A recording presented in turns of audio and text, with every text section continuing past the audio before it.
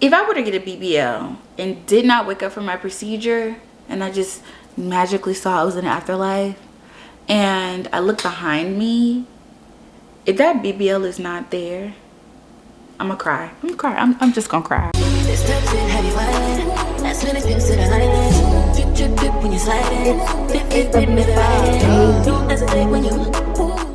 BBLs are today the riskiest, not one of the riskiest cosmetic procedure that anyone can get. Yet millions of Black women are still flying to places like Dominican Republic and Mexico just to get this procedure done. If you hear of all the risk, then why are people still going? So I fell down the rabbit hole of BBL, where there's articles or videos detailing information about women of color who had gotten this procedure done and did not survive. These women were mothers to small children, and it was so hard to imagine you as a mother not being here on this earth because you went and got a procedure done that was not medically necessary, so it wasn't life or death. The laws of surgery and how much fat they can take out are considered literally illegal in the United States. But when you have work done outside of the country like that, it's very hard to hold these people accountable.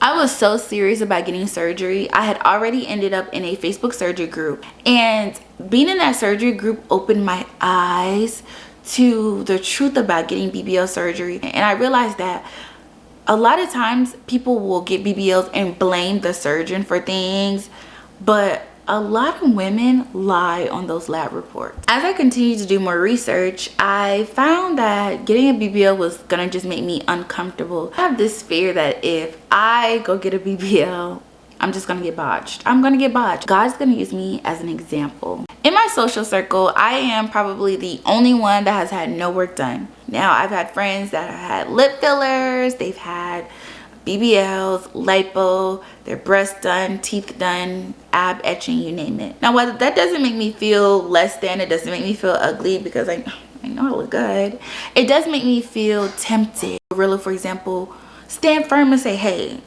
this is my body, I'm not getting a BBL, I love myself, you can call it a day. But there's women like that who their stance is, I'm not getting a BBL.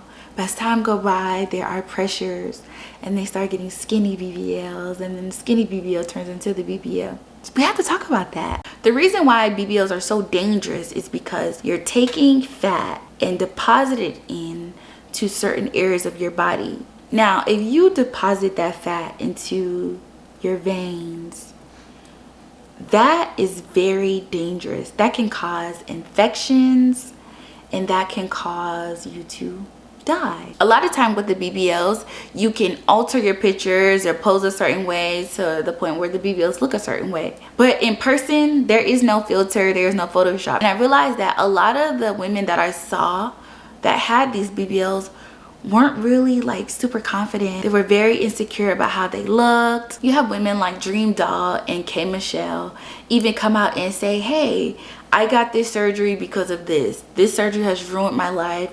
This surgery has made my body look so bad. And I think what we all don't understand, and when I say we all, I mean the women who haven't gone that route to get a BBL, is simply that a lot of women are getting these BBLs. BBLs are maybe like what? Not even 20 years old now, I think. Because I was around before BBLs were even like a thing. But we haven't seen what a 30, 40, 50-year-old BBL procedure looks like. Who knows what it look like? It might mutate. You might have to call that number if you've ever gotten a BBL and you suffer from asbestos, blah, blah, blah. Call this. You could be getting a claim. You could be offered a settlement. We haven't seen that yet. And going back to Dream Doll and K Michelle, saying that they had complications with their BBLs, and a lot of women can barely afford the procedure, and they think that, hey, I just have to pay for the surgery. But the cost is post-surgery, getting your fajas, your compression garments, your lymphatic massages that drains all those fluids out. And a lot of women don't think about that, and they don't even have enough money to go to the surgery centers or the recovery centers. So that's where a lot of them mess up at. Can you imagine you spending all this money to get your BBL and then you have issues and you don't even have the money to revise it? I will say, as a young woman of color, there's so much pressure to getting a BBL to fit a certain aesthetic, when to be honest, a lot of those BBLs that we see like on Instagram and social media, in person, those BBLs don't look like that. What I continue to do every day is I unfollow surgery pages. I don't want to see it. I don't want to see a bunch of Instagram models on my Instagram. I don't even want to see them on TikTok. I make sure my algorithm doesn't even show me those women, so that I don't feel pressured into getting it. At the end of the day, she looks good. Plus, I keep telling myself this, I'm only 27. I haven't even had my first baby yet, so I haven't even developed into my grown woman body, and who knows what my first kid will do to my body. My first kid might give me some thighs and a big donkey booty. Like, you just never know. Give your body time. I feel like I just got my grown woman glow at like 25. And that probably still wasn't even my real grown woman glow. So that's it. That's all I have for right now. I'll catch you guys in my next video. Bye.